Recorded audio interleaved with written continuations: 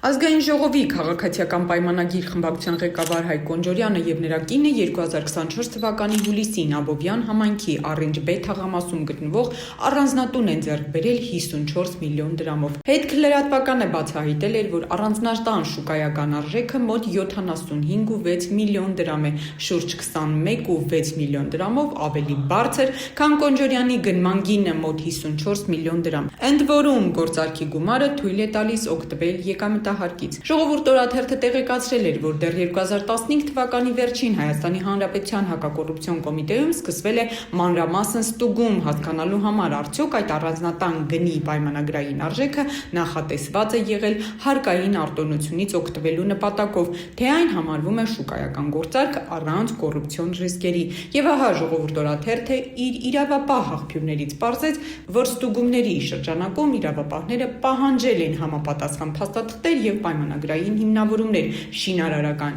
այն ընկերությունից, որոնցից Կոնջորյանը գնել է իր բնակարանը։ Այսպիսով, այս պահին Կոնջորյանի առանձնատան վաճառքի գործարքը գտնվում է ստուգման փուլում